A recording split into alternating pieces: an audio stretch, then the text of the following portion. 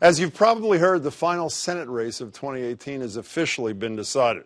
Republican Cindy Hyde-Smith won a runoff over former Secretary of Agriculture under Clinton, Mike Espy, for a Senate seat that's usually a Republican slam dunk. That was until she made this comment on the campaign trail. She did later offer one of my favorite non-apology apologies for that, saying she was sorry to anyone that was offended. But then there were the two resolutions she reportedly supported to honor Mississippi's Confederate history, not to mention this 2014 photo of her posing in a Confederate hat and holding a rifle, about which she wrote, quote, Mississippi history at its best. And yet more than half the voters of Mississippi opted to welcome her leadership with open arms. And if you think this is a one-off, think again. Earlier today, the Senate voted to advance judicial nominee Thomas Farr on his way to becoming a district court judge in North Carolina, thanks to Vice President Mike Pence acting as a tiebreaker. Farr, for the record, previously backed a voter ID law that a federal appeals panel called the most restrictive voting law North Carolina has seen since the Jim Crow era, saying it targeted African Americans with almost surgical precision. But that's just those two states, right? Wrong. We have plenty of problems right here at home, too. In fact, in 2016, Massachusetts had the highest ratio of reported hate crimes per citizen in the country, according to FBI data. And last year, hate crimes rose another 9% in our state. In just the past 2 months alone, vandals spray-painted racist remarks outside an elementary school in Boston, South Boston. A swastika was found etched into an elevator, and drawings of swastikas were found inside bathrooms at two different schools in Malden. Reading High officials said they've had more than 30 incidents since 2017 of swastikas and other racist and homophobic graffiti on school grounds. And then there was the 10-year-old Framingham girl, 10 years old, who got one letter calling her a terrorist and another threatening her life because she's Muslim. So where exactly are we on race relations in 2018 in America? Joining me to discuss are Larry Watson. Larry's professor at the Berklee College of Music. Good to see you, Larry. Michael Curry, former president of the Boston NAACP, now chair of the National NAACP Advocacy and Policy Committee, and Reverend Irene Monroe, syndicated religion columnist, GBH news contributor, regular BPR guest, and reunited with her Brooklyn friend Larry after 40 years of not seeing each other. Holy moly. Good luck, don't crack. Let me start with you. You know, John Edwards said there are two Americas. He wasn't talking about race, but are there two Americas, Mississippi and all the rest, or is there, based on what I've said, a little Mississippi in all of us, essentially? There's really one America, and it's white, and everybody else is considered to be almost insignificant. And that has always been the history of America. But the liberals have fooled us into believing that that's not the case.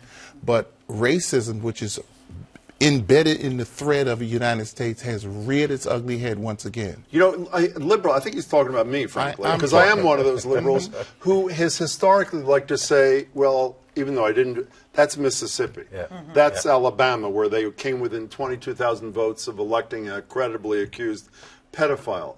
But you agree with him. You were nodding your head. Totally agree. We, in the civil rights committee, I make the comparison to the little white kid in the movie Sixth Sense, where he says, I see dead people.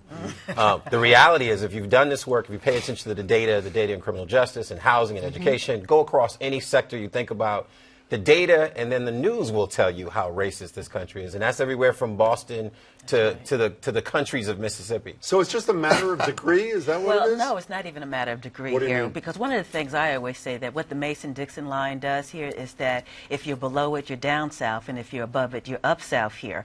And so what we see is that racism is regional in its expression of it. But it's the same in terms of the legal authorities that uphold it, as well as the institutional systems that keep it in place here. So it's not degrees of racism. It's almost like saying, is there degrees of pregnancy? No, it is racism, and virulently so.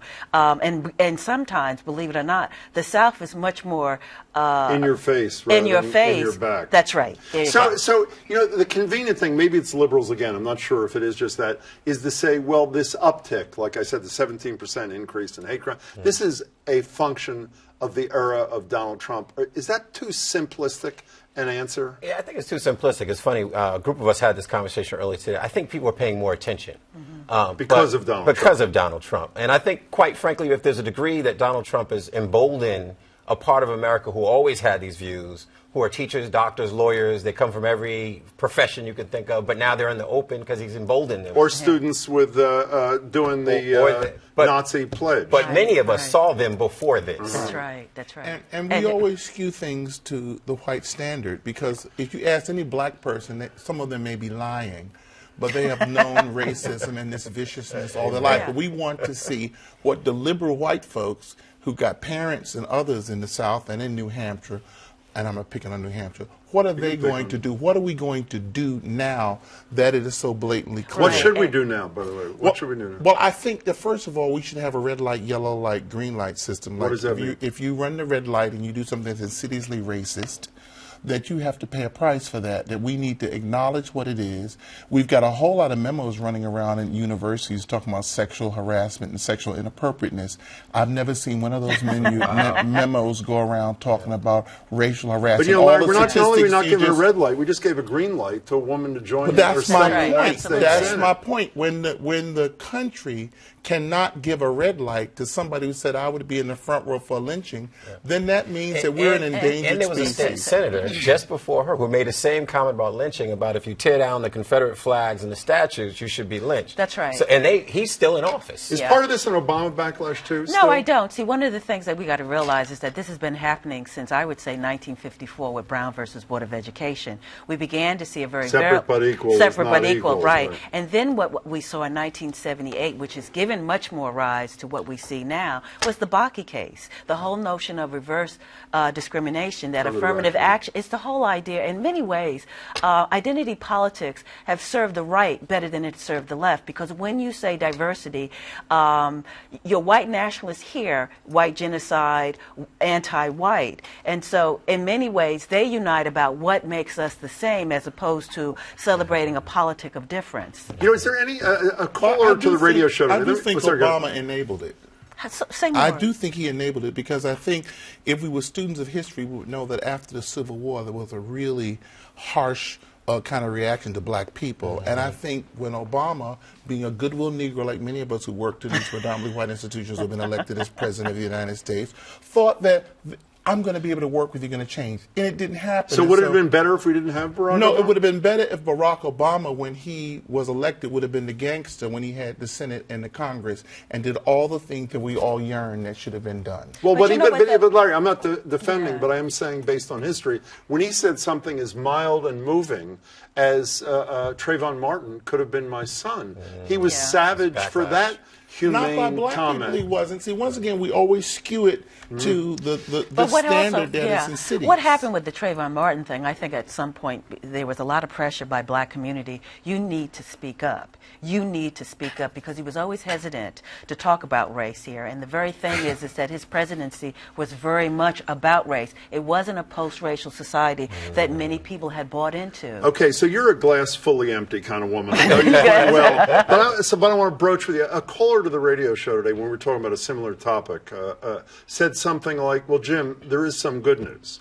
Andrew Gillum came within a shade of being first black governor of Florida.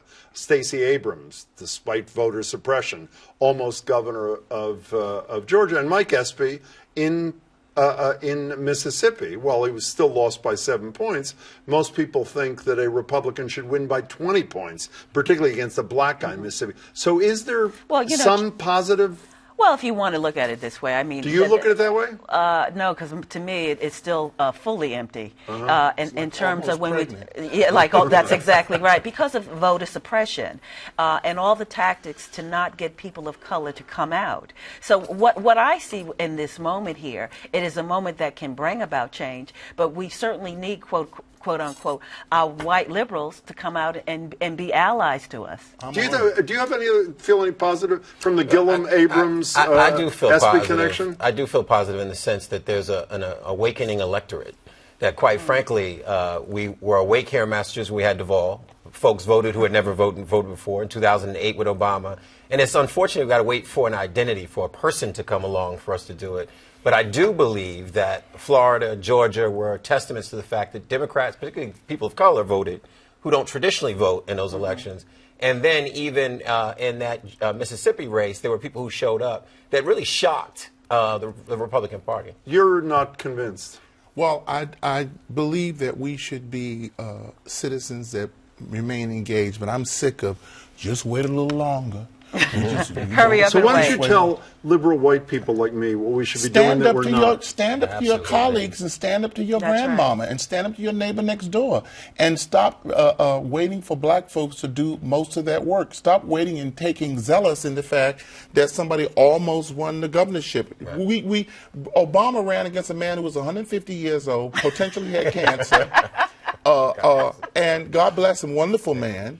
And then that was the comparison that he won. Right. Oh, look at the people that we're putting Espy and others against. Yeah. And then we said, well, you almost got it. That's right. I'm sick of it. We're tired. I'm sick of it. This is truly my Brooklyn guy. I'm sick and tired of being sick and tired. You have the last 15 seconds already. No, I absolutely agree. I like to keep hope alive, but I need some action in order to sustain that hope here. And so what we need from really white liberals is not allow something like a false equivalent to penetrate I hate using that word, but penetrate the media and stuff. You know, we need you to speak up about Charlottesville. Yeah. We need you to speak up when John Kelly says that, the Civil War would not have happened if there was an agreement around compromising. And put your money where your mouth is. That's right.